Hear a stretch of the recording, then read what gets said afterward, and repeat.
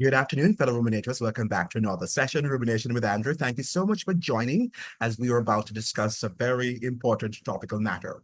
And this afternoon, we are going to speak about yesterday's 81st conference, the JLP conference. And the Prime Minister spoke, and lots of the JLP members of the Jamaica Labour Party. Now, we understand that the Jamaica Labour Party is seeking a third term in office. And the Prime Minister was very animated. And it seems to me that he thinks he's confident, based on the crowd that was present at that conference, that he's going to obtain another third term. Well, good luck to him. But one of the things that I think our politicians, it seems to me that they are out of sync, that they are not in sync with the realities of the Jamaican people. I think that the Jamaican government is not really in, I don't think the Jamaican government grasps the suffering and the poverty that Jamaicans are experiencing at the moment. I think that they think that their policies, based on what they have implemented, based on what the numbers on the books say, they think that that is the reality. Now, one of the things that we should be understanding is that so often what we have in academia, what people publish in these, multinational corporations are numbers, and they are sometimes, a lot of times, are empty numbers. It really is alarming when people speak to me and they say, well, I have done the math. The math according to whom? The math according to what? Right? You have to understand that there are other issues involved than just raw numbers or raw data that you're seeing, because data can be compiled. Data is often subjective, is what the persons want to show you, the numbers that they want to show you, and it sometimes does not reflect the whole, right? Does not give you an understanding of the full picture of what is happening in any given society. So we have to always understand that. So there are other research that has to be done, and that's why I do not believe in quantitative research. It can give you a sweep of what is happening, but quantitative research does not give you a full picture of what is happening in society. Neither does math, right? We have to look at the social issues. We have to do qualitative research and do interviews with people and other forms of research that will give us a pulse of what is happening in that particular country, specifically Jamaica. Jamaica is a very harsh country, and I think that is a very difficult country to govern. So let's be very clear on that. We're not suggesting here that the Prime Minister is a savior and that he is going to lead us into the land of milk and honey. They sometimes act as if they have that sort of capacity. Now, I would like the Prime Minister to tell the people the truth and nothing but the truth. But it seems to me, because they are just interested in winning elections, that they're not willing to tell the people the harsh realities of what the economics is about, the economy is about, and the fact that we are not in charge of business in Jamaica, because Jamaica has been sold out. And recently I, was listening to a mini documentary that was on YouTube that a fellow Jamaican put up on his TikTok account. And it was a very interesting documentary. And it's a documentary, the contents of which I have been saying on this channel, that our nation state has been sold out to private entities and to the highest bidder. The problem in Jamaica is that as people, we do not want to confront that reality. We think that we control Jamaica.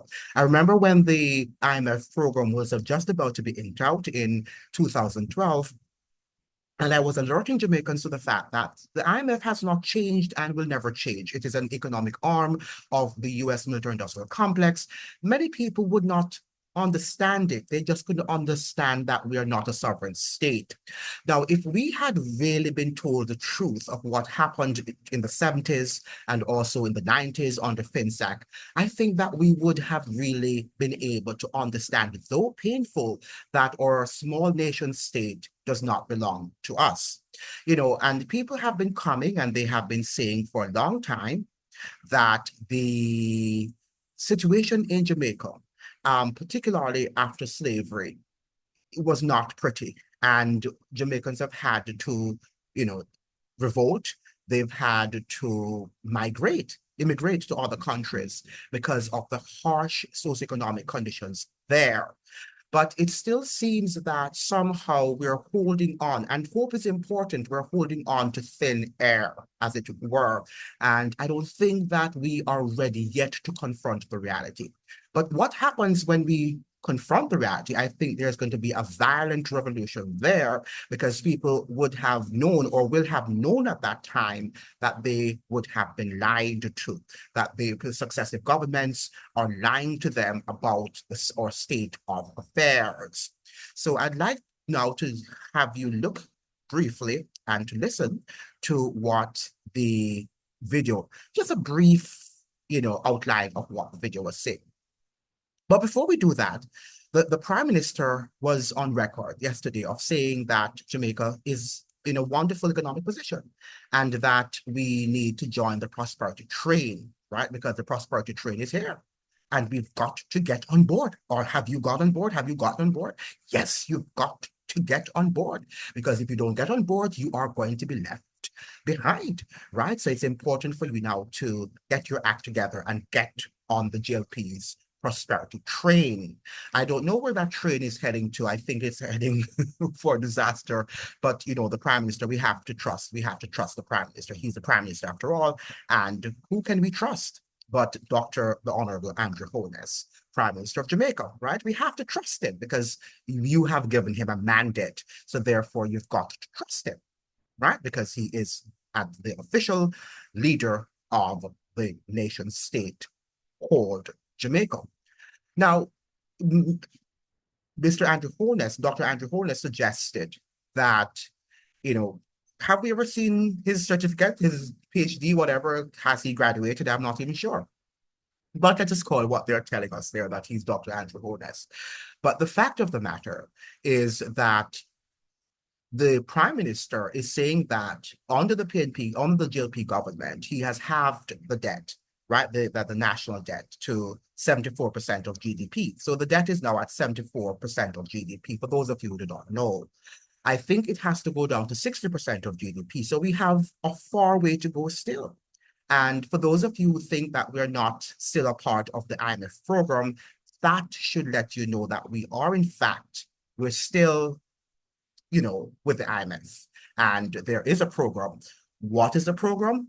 Nobody knows, because government operates in secrecy, right? Everything that is done in government is shrouded in secrecy. And that is what we have to understand. We must begin to understand and to accept that we cannot think that what we see on the media is truth. Even about election and, who wins and who doesn't win, we just have to accept what they say. Because if everything is shrouded in secrecy about our economics and about our social plight, and just about every aspect of our lives, then how can you believe them? How can you believe the math that they're telling you? How can you believe the statistics that they're presenting to you? You can't believe anything right now. You just have to go with the flow, because our media, and the journalists who should be doing investigative journalism, have decided that they will not do that, that they are now officially in bed with the program of the government. So we have to understand these things. We have to understand these matters. They're not very, very, what should I say now, easy to grasp and not easy to accept, but we must accept them as truth, that this is a reality, and let's deal with it. And let's put up the fight. Let's question. The more you are skeptical of what the government is telling you, is the more questions that you'll be able to formulate, and you'll be able to keep the government on their P's and Q's. But I don't think that we are doing that. I think we're just interested in dancing with the government, and we believe every word that they tell us, and we're so much PNP diehards, or we're Jlp diehards, and we're Jlp and PNP till we die. And they are not concerned in general about our lives. I heard the Prime Minister talking about a 70, I think it was 75 or 76-year-old woman in Manchester who was saying that she had been carrying water on her head from she was born. She has been carrying water on her head until she was born. Yet we're talking about this prosperity economy, yet that prosperity hasn't reached her. And she was telling the Prime Minister that she's tired of carrying water on her head, so she needs to have that prosperity. She needs water.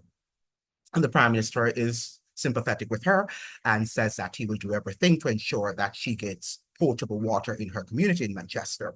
But what about in Kingston, the largest city in Jamaica? They are still having problems with water, even in so-called middle-class neighborhoods, wealthier communities. We still do not have 24 hour access to water. Frequent water lock-offs, the pressure is very low when it's there. So what sort of prosperity are we talking about? The government, this government, the incumbent government under the Jlp'S administration, had told us in their, in their promises, the promises in their campaign, what do they call these things again? Platform policy, whatever you call it. They had told us that they were going to harvest water, that they were going to go into this business of, water harvesting. And we haven't seen that, right? Most of what they said in their 2016 policy platform, the promises have not been fulfilled. So we need water. Jamaica needs water. The roads are in a deplorable condition, and I refer you to my video that I, uploaded some days ago. The roads are in deplorable conditions, and we need to stop making excuses for government. People down there are telling me, wow, yes, but because it's raining and because of the procurement bureaucracy, we were not able to build the roads. The government will always have excuses to make. And yes, rain, there might be frequent rains there now, but before, when it was sunny and hot, what was the government doing? Oh, they're going to say the bureaucracy. Yes, the government is the one who controls that bureaucracy. And I don't think they're going to get rid of the bureaucracy, because if they get rid of the bureaucracy tomorrow, guess what's going to happen? One, their corruption is going to be exposed. The amount of money that passes through hands are not going to be no longer passed. And whether we like it or not, out of corruption, people also get jobs. So lots of jobs will be lost because you won't have the bureaucracy and passing through many hands anymore. So if you don't have the bureaucracy anymore, then lots of people are going to lose their jobs, going to create more crime and violence and hence. So how do we get out of this rut? I think that we need to have a transparent, open conversation of the realities of Jamaica, many of which people are not aware of, including our academics who pretend as if they know, who pretend as if they are scholastic when they're not. So we have to really look keenly, closely at what is happening in our society and begin to think deeply, honestly, and intelligently. And I think that is what is lacking in Jamaica, the ability to think and to accept truth for what it is, because we just have to accept it. And we have to be unemotional about the truth. And I give you an analogy recently in which an African-American guy called into another African-American program, and he was saying that Trump should not have won because he is a convicted felon. He has been he has been alleged to have committed 34 acts of felony. And why should he be president?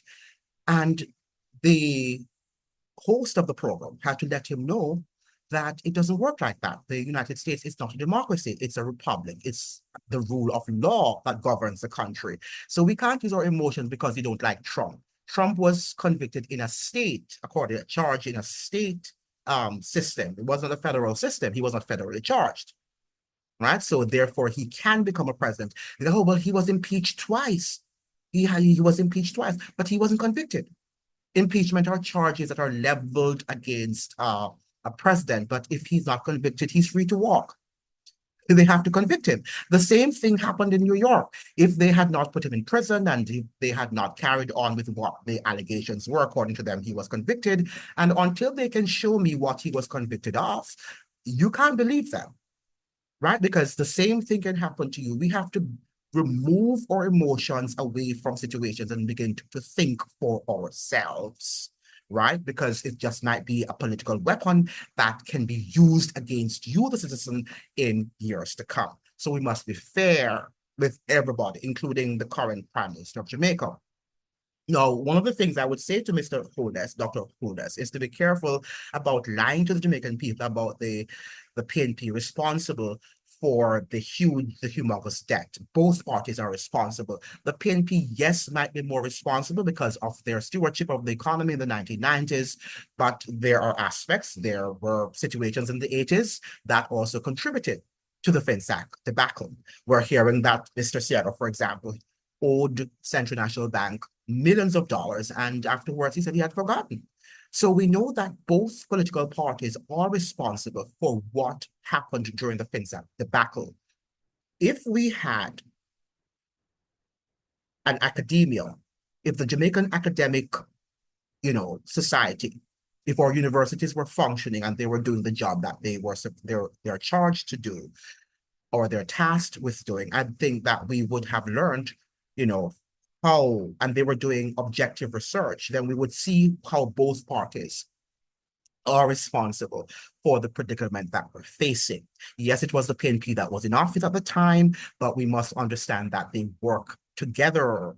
And many times they are business buddies together and behind the scenes. And they owe money and they pretend as if they're a party because they want to win was the less culpable. So let's be careful. Let's be very, very careful with these intimations about the PNP is the only culprit, the only person or the only party which is culpable for having soared the debt to the astronomical level that it was at in 2012, 147% of GDP.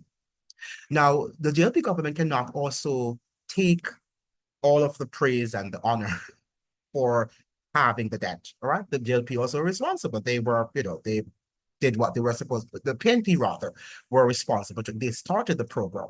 Right. So we cannot just say that the JLP government, they have been in power for 8 years. The PNP government was only in office for one term under this IMF, this current IMF agreement, right, which began in 2012. People say it started in 2009 and 10, but that agreement was aborted. However, we're talking about the recent one that was inked out in 2012, and the PNP government was only in office for one term. So we can't blame them. We can't really say that they would have half the debt. The JLP government just continued in that same tradition because the program is not ours. The program is the IMF's. Do not be deceived. The program is not ours. We did not craft the program. The IMF crafted the program and imposed that program upon us, and we had to accept it. Or they said, if we didn't want to accept it, let Jamaica crash, let Jamaica burn. And did we want to burn? I'm not sure we wanted to burn, so we had to submit and accept this sort of rigid austerity that they imposed upon the Jamaican people. And the Jamaican elites are benefiting from it. But we, the citizens, the ordinary man, we are the ones who are suffering. Now, the Jamaica Observer opened this morning and says, here the title, PM rules out goodies, and Holness announces several measures to ease burden on Jamaicans in pitch for third term. We have a widening of the 20,000 tax give back program, reduction of general consumption tax, GCT, on electricity, a write-off for some National Water Commission customers, and a waiver of fees for craft vendors were among the goodies announced by Jamaica Labour Party leader, Prime Minister Andrew Holness, as he made the case on Sunday for the party to be given a third term in government. So we have some benefits here.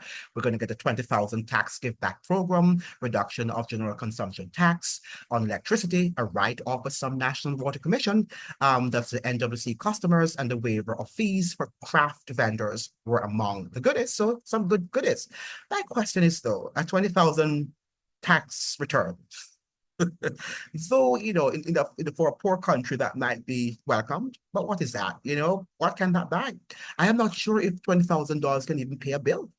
Can it pay a water bill in Jamaica right now? I'm not sure because our dollar is so devalued that I am not sure how much that is worth. I'm sure for somebody who might not be able to feed him or herself, for a day or two, might be able to eat something, but that's not much money, Mr. or Dr. Andrew Holness. right? This is nothing great to be talking about. The Water Commission, people are not getting the water that they should be getting. We need to work on that. They should not even be paying any water bill. If you should ask me, with the levels of water and the amount that the pressure and all of that, I am not sure that I think that is a big racket, right? The water industry, the electrical company. I was also listening to Dr. Andrew Holness. Let me respect the man. I was also listening to Dr. Andrew Holness, because everybody has a PhD now, right? And he was also suggesting that he is going to I forgot what he was saying about the electricity. Yeah, the electricity. He was suggesting that we're going to have like rush hour time where the electric bill is going to be higher, and you're going to have a low peak time in which electricity will be lower. That is really going to be catastrophic, because most people end their jobs at 5 and 6, and they're home by 7, and they're going to be burning electricity. So it's still going to be the rush hour. Many people get up in the mornings and they have to go to school, or they have to go to work, or wherever they're going, and they're using electricity. So I'm not sure you're going to have the high peak time and the low peak time in terms of how the bill will be made. I'm not sure that is going to work. Why not just reduce the cost of electricity? And I am not sure if at this juncture of our history, if our elites, the economic elites in Jamaica, cannot buy out our electric company and run it. Why can't we, as Jamaicans, run an efficient company? Why is that we have to sell all our companies out to foreign entities who then come to our country and then they exploit us? I don't know. The only justification here, the only logic behind that activity is that the domestic elites, the domestic economic elites, they get a huge profit out of the deal. Outside of that, it doesn't make any sense. What it does say to me is that we're slaves. It means, therefore, that we are incompetent and we're not able to run not even an industry like a water. You can't even run a water commission industry. Right? A simple thing like that. Jamaica is known as the land of wood and water, and not even the water that we have there, which is in abundance. We can't even get it into the homes of our people.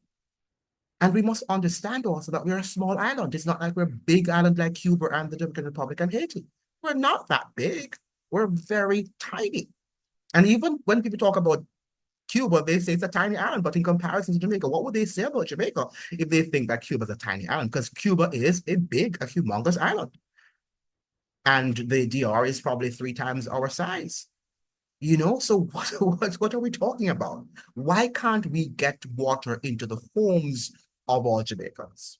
But because we're so much in ourselves and that we're so important on the global stage, we don't realize how impoverished we are and how people find us to be despicable. The thing about the Prime Minister, I heard him talking last night about how people are impressed with our levels of economic prosperity and the fact that we have halved our debt and our inflation rate is low. But what people are impressed? The International Monetary Fund, rather, and the World Bank. They're the ones who are impressed. Nobody else is impressed with our economic development, Mr. Andrew Holness. They couldn't be. Where would they be their minds? Where would their minds be? Now, listen to this video. Let's go on to this video, and we are going to listen keenly to what this guy has to say, because we should be dealing with this. And let me just say here that a lot of times when I talk about these things on my program, on this channel, you will say, no, and you are PNP or Jlp. But when a Black person speaks and they objectively criticize what is happening in Jamaica, it's not so. It's not true. But when a white man speaks and he says the same thing, it is true. And everybody accepts what he says. The large majority, if not everybody, accept what the white man says about us. Why? Because we are still suffering from mental slavery. The same thing is happening in the United States. If a Black person criticizes the Democratic Party, Black people get on that person. Wow, no, the Democratic Party is lovely. It's great. But when a white person says that this is the reality, he or she believes. Just go on CNN and he's going to believe what CNN tells him or what the MSNBC Tell him, because we are suffering from mental slavery, right? We're still suffering from the effects. And I don't care if you have a PhD or how many universities you might have attended, still suffering from mental slavery. And you can hear it in our conversations. You can see it in our faces that we're not sure about where we're going. And we can see it in Jamaican economic policies that we're lost. We're lost. The train, Dr. Andrew Holness, is an economic wreck. It's an economic wreck. It's not economic prosperity of which you're speaking. Okay? But let us listen to what this guy is saying here. Let me share my screen with you. Wow, why is it always, sorry, let me get my thing together, because sometimes these things, so let me share my screen so that you can listen keenly to what I'm saying.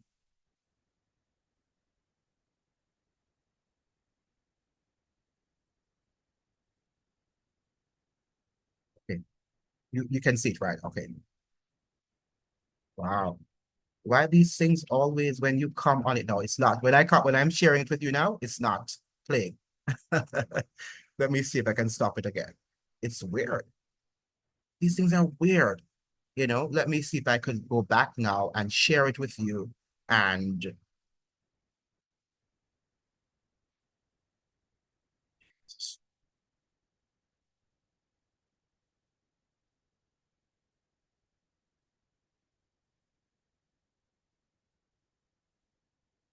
but are you hearing it? I don't think you're hearing it. Oh, sorry. Valuable assets handed over to foreign powers. Skies, ports, the power grid, and even the land beneath the feet of Jamaican citizens. What was once Jamaican is slipping into the hands of outsiders. So the question is, what's really left? Yeah, let me see if I could start it again. Imagine for a moment what it means for a nation to be sold, not in one fell swoop, but slowly over years in bits and pieces. In Jamaica's case, this process hasn't been some grand conspiracy, it's been a slow and steady unraveling. Each sale or lease is justified as an economic necessity, a step toward modernization or a way to attract foreign investment. But these deals come with a price that's not just monetary, but cultural, emotional, and even existential. Because when a nation starts selling off its most cherished symbols and strategic resources, what remains of its identity? Consider Air Jamaica. Once the pride of the nation, this wasn't just an airline. It was a symbol of independence and progress. Established in 1966, just a few years after Jamaica gained independence, Air Jamaica wasn't merely a company. It was a dream realized. Painted in bold colors with a distinctive hummingbird logo, the airline embodied the essence of a young nation eager to take its place on the world stage. Air Jamaica was more than just planes in the sky. It was a beacon of national pride and self-reliance. Air Jamaica operated for decades, becoming a beloved brand at home and a symbol of Jamaican identity abroad. For Jamaicans, there was something uniquely reassuring about boarding a plane with the Jamaican flag and knowing that it was theirs. The airline represented the freedom to soar, the spirit of adventure, and the warmth of Jamaican hospitality. But as time passed, financial troubles began to cloud Air Jamaica's future. Mismanagement, high operating costs, and mounting debts weighed down the airline, and despite multiple attempts by the government to save it, the numbers didn't add up. By 2010, the decision was made to sell Air Jamaica to Trinidad and Tobago's Caribbean Airlines. The sale of Air Jamaica wasn't just a business transaction, it was a turning point in the nation's story. The flag carrier of Jamaica was no longer Jamaican-owned, and with that, an entire era came to an end. Jamaicans watched as their beloved airline was absorbed into Caribbean Airlines, taking with it a piece of the nation's heart. Air Jamaica's familiar colors and iconic hummingbird logo slowly disappeared, replaced by the branding of a foreign company. For many, it felt like a personal loss, a reminder that even the symbols of national pride weren't safe at the auction. Imagine what that must have felt like for the average Jamaican. To watch a piece of their identity, a piece of what made them proud to be Jamaican, dissolve into a foreign-owned entity. It was as if a little piece of the country's soul taken away. And the story doesn't end with Air Jamaica. No, this was only the beginning of a trend that would see some of the nation's most important resources passed into foreign hands. But that's just the start. Stay with us, because what's coming up next will open your eyes even further. And if you're enjoying this video and want to see similar content, give this video a like, hit the subscribe button, turn on. Okay, so that is something that is enlightening. I believe that is enlightening. It tells us that our little island is not owned by the people of Jamaica, that we have been sold out to the highest foreign bidder. And we have to really come to grips with these realities. We can't begin to say that this is not true, because this is the fact. The fact is that we are not reading as we ought to read. We are not keeping abreast of what is happening in the world. And Jamaicans are not particularly sensitive about geopolitical events and what is happening in the geopolitical realm. I think that we are independent, and whatever is happening on the global stage, we are just in our little corner, and it will not impact us. But we must understand that everything that happens on the global stage, everything that happens in Washington, D.C. will affect you, right? It will affect you. And you must begin to read and to make connections, to be able to connect the dots. Things are just not happening in isolated cases, but they are happening because they are connected. So the dots must be connected. So when we talk about, let's look at what is happening also in Jamaica with the wide scale, what we see now, protests happening in the tourist sector, which is the major source of foreign exchange. And we're seeing that it's prosperous, and we're having lots of, people coming to Jamaica. It doesn't mean anything, lots of people coming to Jamaica, because guess what? We don't own the large majority of these hotels. So the money is going out of the country. The investments are not going to be done there, are not happening there. Yes, we might get some of the crumbs, but the crumbs are not sufficient to build us up and to lift us above the fray, right? Above the abject poverty levels that we are seeing there right now. All right, so let me just show you what is happening here, because we need to combat reality. We need to confront the reality. All right, let me see if I could, because sometimes when you go on it too, that it doesn't play when you want it to play. Yeah, it does. Runaway Bay St. Anne are currently staging a protest demanding higher wages and better working conditions. Placards waved by disgruntled workers at Jewel's Paradise Cove in Runaway Bay St. Anne marks the second protest this week and the fifth by hotel workers in recent weeks. One of the employees expressed concerns and called for more support from the representatives in charge. It cannot be working for a company for several years under contract. That doesn't make sense. The same company that you are paying, the American, what's it, about $15 an hour. You come here and want to pay us $15 for the whole day. It's like a joking. You see me? So we are here and we are demanding that they do better in the hotel system all around. The government needs to step up too. Because they sell we out like we are scapegoat. Them keep the hotel running and they're getting $2 an hour. It's a disgrace. The hotel can afford, with a $4.4 billion US industry, the hotel can afford to give them 100% wage increase. 100%, and they should ask for no less than 100%, because at $4. $4 is still below minimum wage in the United States. Close to 200 workers walked off the job and made their way to the main street in Runaway Bay. After staying there for a while, they made their way back to the property for a meeting. TVJ News understands that the hotel's management attempted to convince the workers to resume their duties, but they refused. This week, workers at Excellence Oyster Bay in Trelawney also protested, demanding better wages. Last week, staff at the Ibura Star Hotel and Secrets and Breathless Resorts in St. James staged similar protests over wage issues. Additionally, last month, employees at Royalton in Negril, Westmoreland stayed off the job to demand. We are in a crisis, right? We are in a crisis. And I don't think when the Prime Minister spoke yesterday at the 81st conference of the JLP, that you would have gotten that impression. You would have gotten the impression that we are doing fantastically well, and that our people are prospering, and that they're living in a prosperous economy. Now, he did say that we're living in a prosperous economy, but it doesn't mean that people have the ability to take advantage of what is happening in that prosperous economy. So he's trying to gaslight you, Jamaicans, that the economy is prosperous, but you do not have the competence to discern the prosperity and to take hold and to take advantage of the prosperity that surrounds you. That is what the Prime Minister was trying to imply.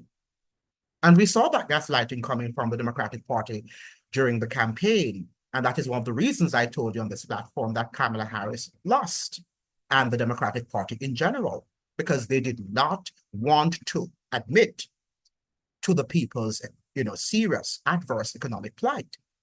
They wanted to show that, yes, the economy is prosperous, and all we do need to do is to become more equitable.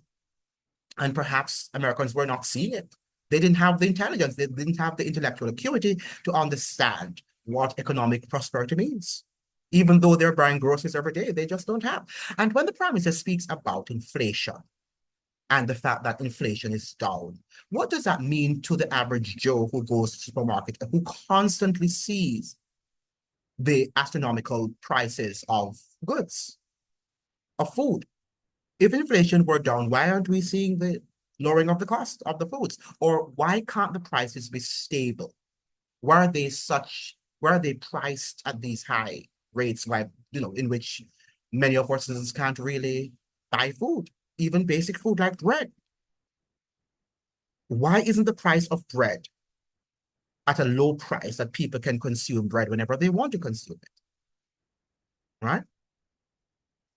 But we're talking about economic prosperity, that the JLP has really put us on a path of that economic prosperity. Right? And the people's like the Nigel Clark, he's not there to say what he has done. He's gone. Right? He's imposed this rigid austerity on Jamaicans, and he has left the island. He's gone. Perhaps never to return. Because that is how the show is run. And these people don't care. And this is a big racket. This is a big racket. And I don't know if Jamaicans are discerning that. I don't think they will ever discern that, because they love the vote for JLP, vote for Labour, and they're dancing and they're having fun. And they're not realizing that the IMFT might be down there and laughing and say, look at these slaves. Look at these slaves and their inability to grasp what is happening in the world. When Bill Clinton in the 1990s was implementing his neoliberal policies, and which caused the mass exodus of the jobs that were once US jobs to have to be exported to places like China and Southeast Asia. The people were asking him, so who's going to vote for the Democratic Party? Where's the base? Because if you're running away from your base, if you are sending the jobs away, people are not going to vote for the Democratic Party. And there was a large mass of white working class people who were Democrats. And you know what Bill Clinton told them? That, well, we have the blacks and the black people and, the Latinos to vote for us. Right? This is our base. They're going to be loyal to us. Because black people don't read. Black people, as much as we like to talk about Trump, and I hear people saying Trump doesn't read, do you read? Are you reading? Do you understand what these guys are doing? Right? Because you're not reading too. Because 78%, why Bill Clinton said that? Because he knew that Black people could be taken for slaves and could be loyal to a party. All you have to tell them that the other party is for, they're racist. That's all you have to tell them. That's all you have to tell them. And what Jamaica is doing now, if anybody opposes what the government is doing in Jamaica, just let them know that they are a part of the misinformation campaign, that they're spreading misinformation and disinformation. And that alone will be your political weapon to say that what the government is doing is true. But what if it's not true? What's going to happen to the Jamaican people? So I don't think that the Prime Minister's speech at yesterday's conference was a very, well-written speech. I don't think it was. And I don't think that it really gave Jamaicans some sort of hope. I think it just presents a broad sweep of what the government is going to do, but it's not telling us how it will be done. It did not tell us if we were still in an IMF agreement and what the conditionalities are. We have heard nothing about that. We just hear that the roads are going to be fixed, the water problem will be solved, people will be receiving a $20,000 tax return. Some NWA members of the National Water Commission, they will have some sort of rebate, forgiveness, debt forgiveness. But we have not yet heard how it is going to be able to be done economically when we are strapped for cash. People are saying we have a lot of cash going there. I don't know about that. Right? I don't trust anything that the government says to me. If you want to trust the government, fine for you, but I don't trust them. Right? I don't trust them. And when you ask them, oh, the government does what it wants to do, so they have it, but they're not doing what they're supposed to be doing, but they have it. How do you know they have it? Oh, because the government told me. Because the government told me that they have it. So I'm going to believe what the government tells me. That is the only faith that you have. That is the only evidence. And I'm not sure that is evidence. Because somebody tells you that this is so, it means therefore that is the evidence. You have to show me the evidence that the government does have a lot, is awash with a lot of money. I don't know.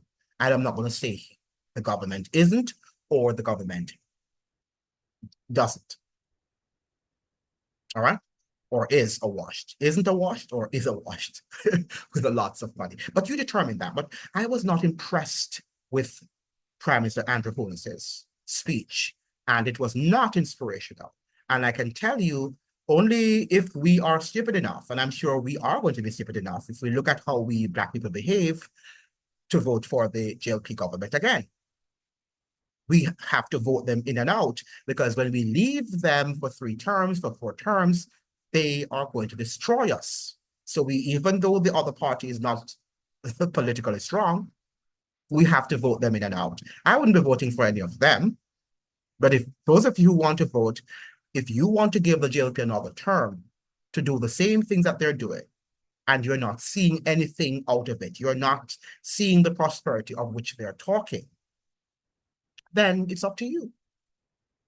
But you must be a critical thinker. We can't just sit right now and allow government to run roughshod over us and take it and think that we're living a democracy, because democracy is this miraculous experiment and we just live, it just happens, right? Democracy is just something that happens. It's not something that we have to work for and we have to work on, right? It's just there in thin air. That is what people think. And that just voting for a government is going to change the circumstances of your life. What world are you living in? We've got to wake up.